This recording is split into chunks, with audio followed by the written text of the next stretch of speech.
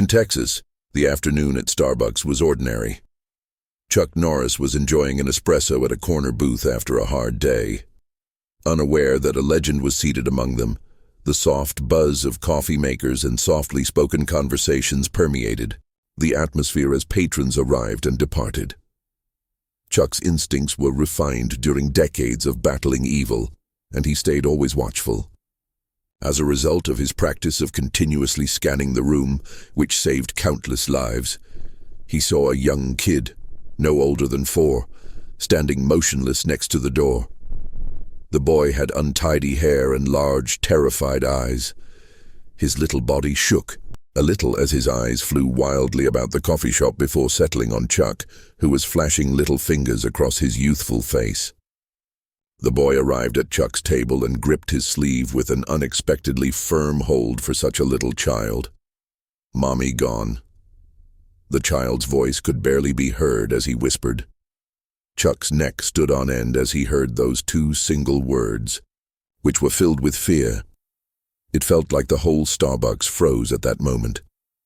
Please let us know where you're watching from before we proceed. If you appreciate tales like these, please subscribe to the channel, as we will be sharing another unique story with you tomorrow. When the incident happened, Starbucks was humming with its typical afternoon vigor. As baristas yelled out intricate orders, the scent of freshly ground coffee lifted the air.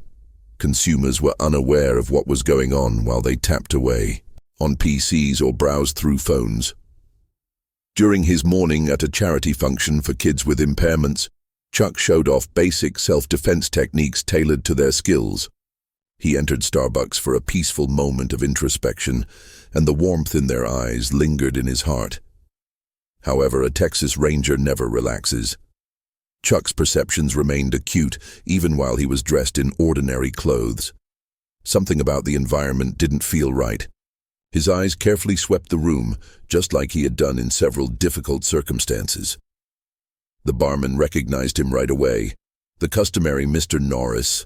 she inquired, smiling broadly and already grabbing the espresso beans. Chuck nodded, already turning his focus to the other diners. A mother and her little boy sat in the corner close to the window. The woman seemed apprehensive, her eyes darting to the door whenever it opened, her fingers drumming nervously on the table as she leaned in close to her son and said something that caused the boy's shoulders to stiffen. A middle-aged man wearing a sharp black suit sat by himself at another table. He had not placed an order since Chuck arrived and was holding a phone, no food, and no coffee cup. Rather than looking casually, the man's gaze kept returning to the woman and her son. Chuck took a seat in his chair and positioned himself so that he could see the suspicious man and the anxious mother. When his coffee arrived, its heady aroma briefly distracted him from his attention. He sipped, giving himself a little pleasure while maintaining eye contact with the room. The Texas heat pounded the parking lot outside, harshly shadowing the cars. Slowly approaching and parked just in front of the man in the suit was a black vehicle with tinted windows. The driver kept the engine running. Chuck saw the man in the suit glance at his watch before turning to face the entrance. There appeared to be a wordless exchange between him and the child's mother. Her face went pale as she tightened her grip on her son.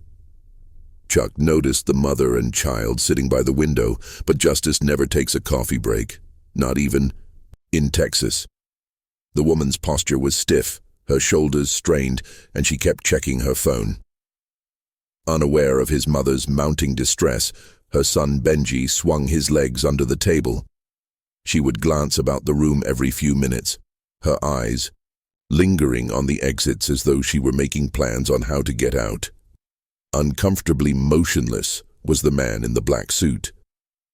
He hadn't touched his phone in minutes, but his eyes never left a woman and her child, giving the impression that he was a predator waiting for the right opportunity to attack.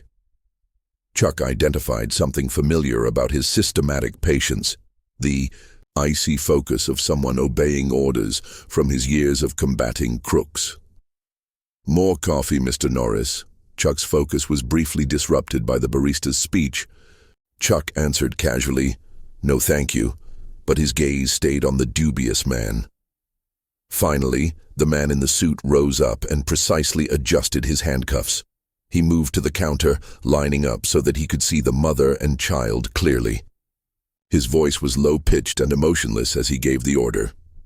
When taking his order, the barista's smile wavered, as if she was uneasy with his presence. Chuck also saw a tiny earphone in the man's right ear. He was speaking to someone. The black vehicle was still parked outside with its engine running. Chuck could see the outline of a waiting driver, even though the windows were too heavily tinted to see inside. The mother's phone beeped. She was reading the message. Every hue vanished from her face. She spoke softly to Benji, who gave her a serious nod. She used trembling hands to grab their possessions, all set to depart. The man in the suit touched his ear and nodded slightly, perhaps taking orders, leaving his unfinished. Coffee on the counter, he stood close to the entrance, forming an inevitable checkpoint for anyone attempting to leave. Chuck put down his coffee. Experience over the years had taught him to spot a trap when he saw one. As they got closer to the door, the woman tightened her hold on Benji's hand. Although the man in the suit appeared to be absorbed in his phone, Chuck could see his muscles tense as he prepared to move. There was something coming up, and wouldn't he be okay? Chuck Norris in Texas does not wait for problems. He finds it first to locate him. Everything took place at once. Two other dark-clad men enter the Starbucks as a woman, and Benji get closer to the door. They instantly met the woman's eyes as she stopped dead in her steps. Benji was unable to see what was going on since one of the men was holding her arm. "We need to discuss, Sarah." The bigger man spoke in an uncanny tone. Sarah tried to break away from the woman outside. She hissed, her voice low but angry, "Let go of me. I told you I'm not coming back." The man tightened his hold. "This isn't negotiable, Mommy." Gazing up at the strange men encircling his mother, Benji's voice faltered. Stepping forward, the suited man who had been waiting inside separated the scene from the other patrons. As danger approached, most people kept their heads down, purposefully ignoring the confrontational response Chuck had witnessed too often. "Take the woman," the suited guy muttered. "I'll deal with the kid." Chuck sprang to his feet. While Sarah battled in silence, the bigger man pulled her towards the exit, terrorized, but trying not to frighten her son. Her little moment of freedom as they dragged her through the door allowed her to yell, "Run, Benji! Get assistance!" The child outstripped the suited man as he reached for Benji. His eyes were wild, with fear as he dashed between tables, frantically looking for someone who could assist. Chuck Norris was one of the few clients who saw right away and turned away, unwilling to become involved. Benji, seemingly attracted by instinct to the one person who wouldn't turn away, sprinted directly to Chuck's table. His tiny fingers gripped Chuck's sleeve angrily as tears ran down his cheeks. "They took Mommy," he cried, his entire body shaking. "The bad men took her." Outside, Sarah was pushed into a black vehicle and resisted at every turn. Now standing a few steps away, the suit-wearing man had followed Benji and was evaluating the new obstacle in their strategy. His eyes never met his smile as he continued, "Come here, kid. Your mom is waiting for you." Chuck shook his head vehemently as Benji pressed closer, saying, "No, they're bad." Prior to the suited man, they injured Mommy, and the phony smile disappeared. "This is not concerning you." He spoke to Chuck while gently reaching for his jacket pocket. "Family-related topics, the youngster must accompany us." Chuck glanced at Benji before turning to face the man, his demeanor remaining constant. "He seems like he would like to accompany you." "It's a conversation," the man remarked as he approached. In order to safeguard Benji's shoulder, Chuck men who pray for women and children in Texas gain valuable insight. They selected the incorrect state. The Starbucks had gone quiet. The man in the suit, his hand still in his jacket, his eyes darting between Chuck and the door, weighing his alternatives. The man uttered, "Last chance," his voice lowering to a menacing whisper. "You turn the child over and leave. This is your issue." Chuck remained composed, but he had quietly moved into a defensive position, putting himself between Benji and the danger. A child's need for assistance becomes an issue for everyone, including me. The rear door of the black vehicle outside was still open. With the two men attempting to push her inside, Sarah is still having trouble. A tiny group had started to assemble on the pavement, unsure of whether to step in or not. Touching his earpiece once more, the man in the suit listened. His face became stern as he was given more directions. He said, "Okay," taking his hand out of his jacket. "We'll do this the hard way." Rather, he took out his phone and began typing rapidly. In a matter of seconds, the sedan's engine roared as it started to move away from the curb, leaving Sarah's sleeve protruding from the open door. Benji yelled, "Mommy," as he raced towards the window. Chuck held him back with firmness, yet gentleness. The IS&T over.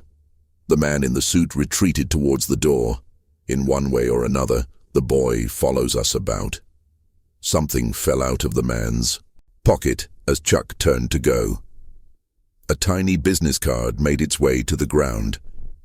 After disappearing through the door, the man ran towards a second car that had parked next to the curb.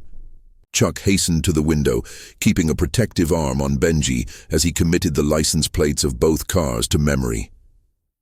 As the youngster began to sob uncontrollably and his tiny body began to shake with fear, the Starbucks barista cautiously approached, holding a phone. "I called the police," she whispered, her voice wavering. "They'll be there shortly." Chuck gave Benji a thank you nod before lowering himself to her level. His voice was soft, but assured as he replied, "I'm going to help you find your mum. Can you be brave for her?" Benji wiped away his tears with his sleeve and nodded, demonstrating his complete and instantaneous faith in Chuck. Chuck took a business card off the ground. A stylized eagle with 3 stars underneath served as the only symbol. Otherwise, it was blank. Similar markings had previously been observed by him while he was a law enforcement officer. It performed well. Chuck knew from experience that every second counts in abduction cases, and now that Sarah had been gone for 3 minutes, the sound of police sirens became louder in the background. "What's your full name, son?" Chuck inquired in a firm voice. The youngster said, "Benjamin Walker. Everyone calls me Benji." Chuck gave a nod and said, remembering the name. In Texas, Chuck Norris made a casual promise to R&T. "Well, Benji, I'm Chuck and I promise you we're going to find your mum." With their lights flashing, the police approached in 2 patrol cars. Officer Martinez, a seasoned police officer with salt and pepper hair, recognized Chuck right away. Mr. Norris nodded respectfully. According to dispatch, there was a kidnapping. While a female officer named Peterson knelt next to Benji and spoke to him in calming tones, Chuck swiftly explained the circumstances. The vehicle drove towards the east. Chuck concluded dark blue. The initials of the Chrysler license plate were TXH. While Chuck reviewed the business card, Martinez radioed the information. The emblem of the eagle tormented his memories. Something related to a case that he worked on years before. Our units are looking for the car. Now that rush hour traffic was beginning, Chuck interrupted Martinez as he was speaking, cutting off their second car. When he attempted to seize Benji, the man fled to a gray van parked nearby. After speaking with Benji, Peterson looked up. The youngster claims that for weeks, his mother has been concerned that someone is following them. In order to avoid his father, they relocated to Texas. Chuck's suspicions have solidified. This wasn't an accident. They were intentionally aiming for them. The Martinez radio sounded. A possible image of a suspicious car entering onto Industrial Boulevard leading to the warehouse district, which is close to the former shipping yards, Chuck uttered. "There are many deserted buildings and few witnesses. I'll work with dispatch," Martinez responded, and Chuck made a snap decision as he was already approaching his patrol car. "I will accompany you." Benji remains with Officer Peterson. Benji extended his hand and grasped Chuck's. Do not abandon me, please. Chuck stooped to go find your mother. You will be protected by Officer Peterson. The boy nodded grudgingly and let go. Chuck and Martinez's bed looking towards the warehouse sector. Sirens wailing, every second seemed vital. The sun was starting to set, creating lengthy shadows between the deserted structures. Chuck noticed a vehicle parked behind a dilapidated warehouse there. It was followed by the gray van. As they cautiously approached, pulling up 50 yards away, Martinez shouted for help. The sedan's door was still ajar and vacant. Chuck approached the building without making any noise. Years of practice directing his motions via a filthy glass. Inside Sarah, he could see other persons being restrained. Between two men. She seemed alert but afraid. The tall man in the suit from Starbucks was talking to someone else with their back to him. Chuck gestured to Martinez, indicating a side door. They had to act quickly to prevent Sarah from going missing once more. In Texas, justice never truly dies, but it occasionally approaches perilously. Martinez pulled out his gun and radioed their location, asking for help right now. His eyes were focused on the warehouse entrance as he muttered, "We should wait." Chuck shook his head. The warehouse standoff and the chase. She may not have much time before Martinez raises an objection. Chuck approached the side door silently and precisely, like a guy who had been in danger countless times. After years of training, he had learned that hesitancy might result in fatalities, particularly in cases of kidnapping. Metal shelving inside the warehouse produced a labyrinth of blind spots and shadows. Chuck followed the voices as he made his way through them. Martinez reluctantly went with it. A service weapon was displayed. The payment was approved. The words, "Transport leaves in 20 minutes," were spoken. Additionally, the youngster who spoke to the Starbucks suited man said, "We'll take care of it. Harrison has a group at the station waiting for Peterson to bring him in."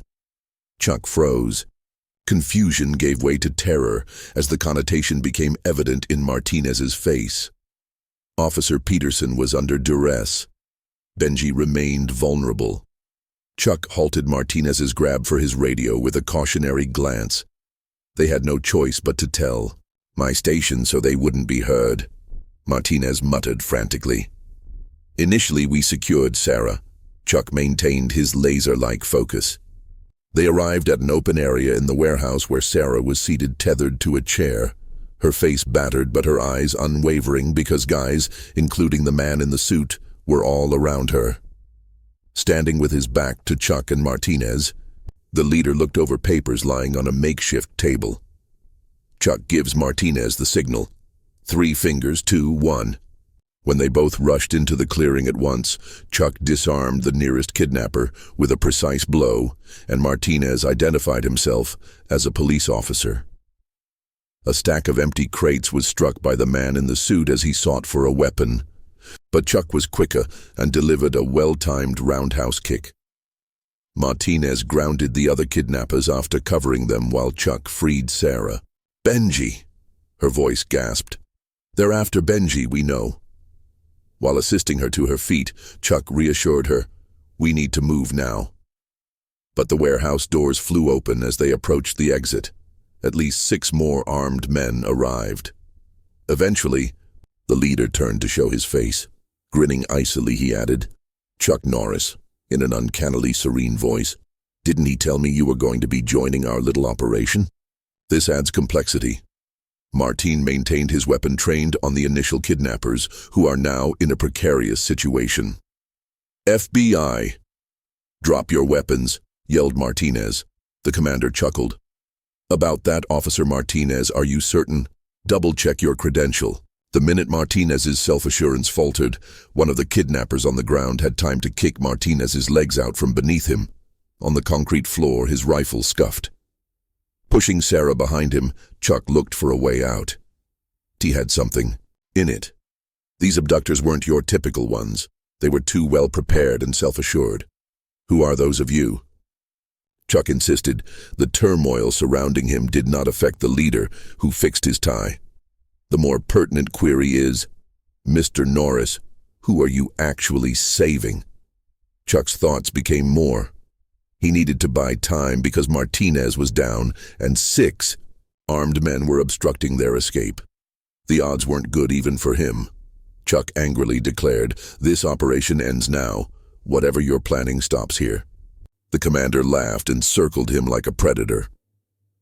"This process, as you refer to it, has been going on for years.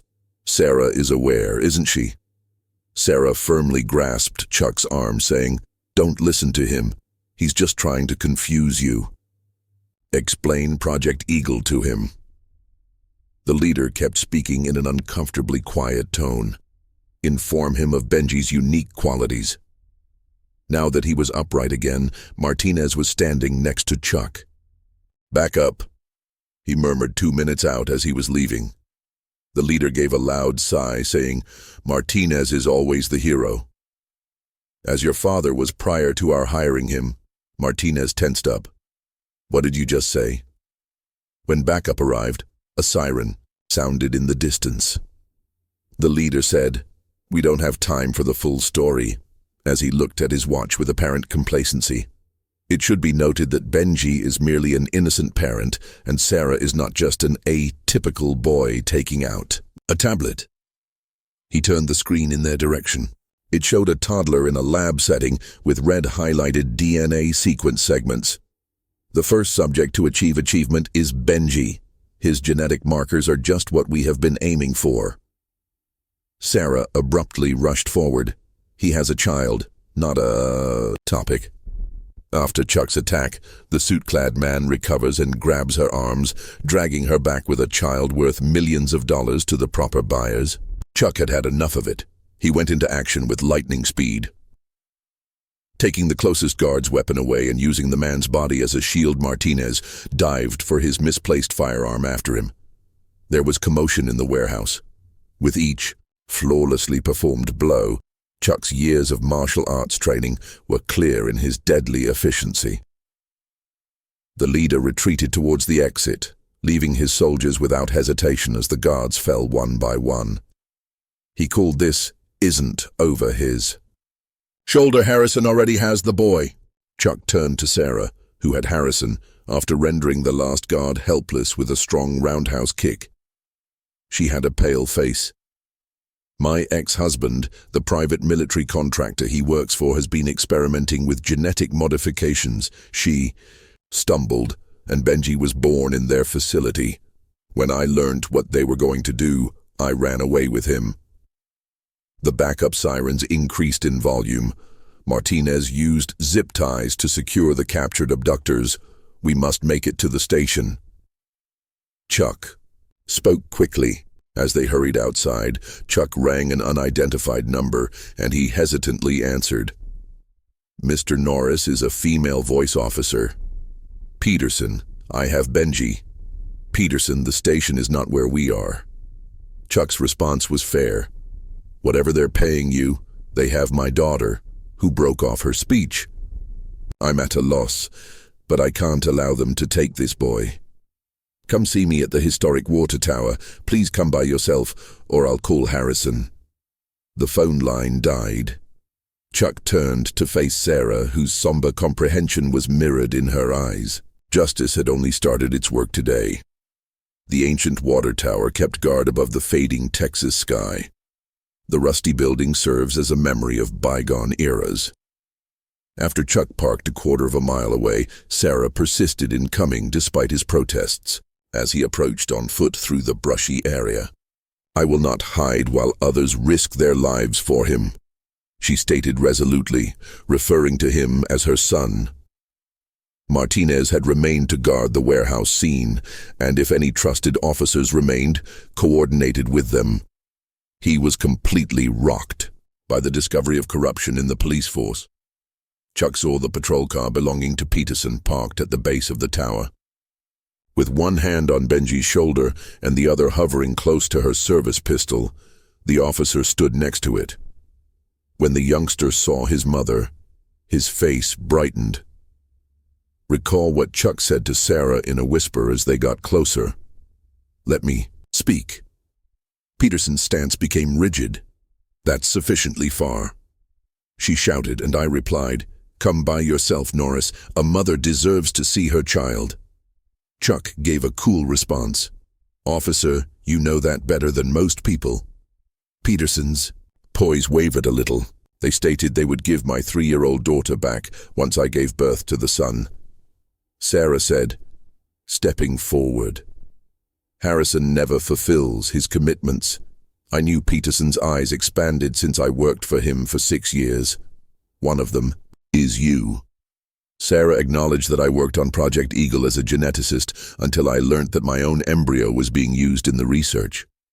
Although Benji is my biological son, I never approved of his conception.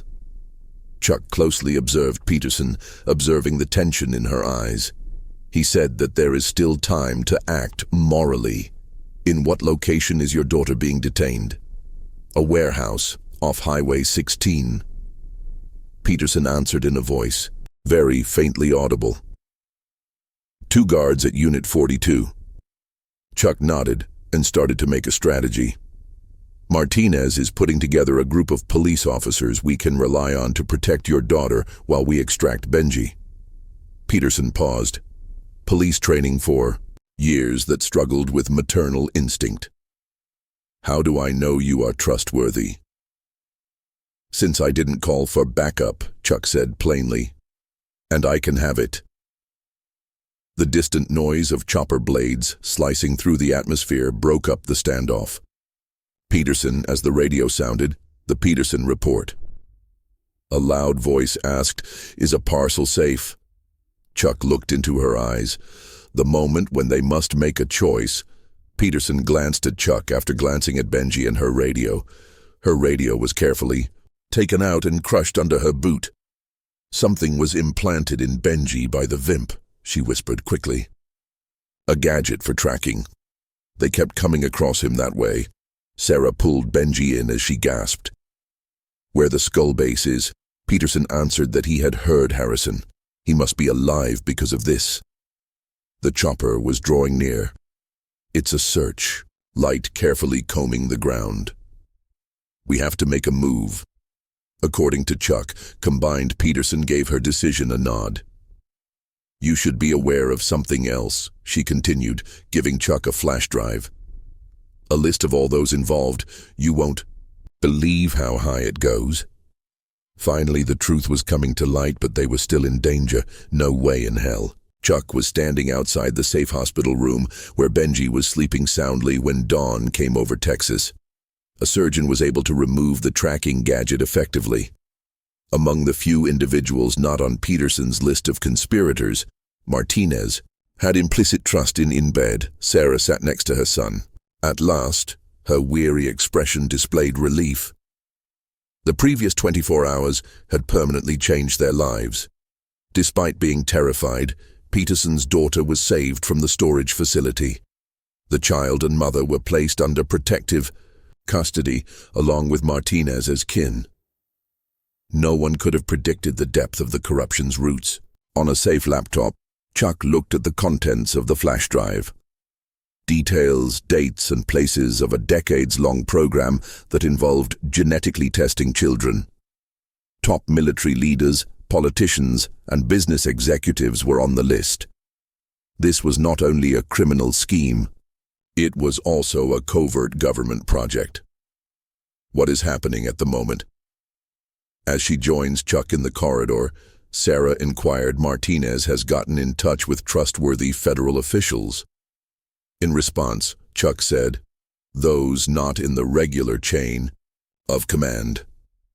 Right now, they're making progress on the main priorities."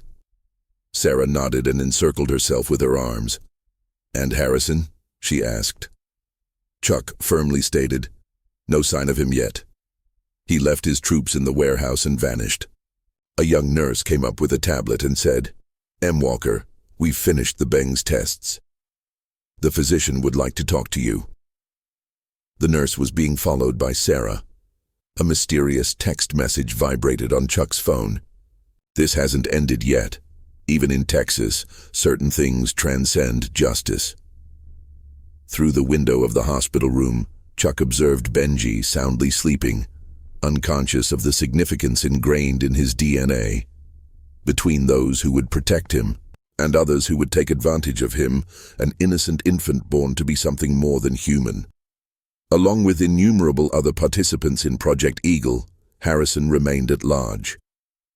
Although not all, the evidence would reveal many. Some would currently evade justice. Chuck tucked his phone in his pocket with his unshakable resolve. Although the war had just begun, this battle had been won. The hospital was circled by a news helicopter in the distance. The initial reporters are already assembling at the door. The news would soon be released, causing a national uproar, but not all stories have a single chapter, and some realities are too risky to be completely disclosed. In some battles, Chuck Norris must come back. If the story touched your heart, we have a ton more that will. Click the screen to read more inspirational tales of fortitude, kindness, and hope.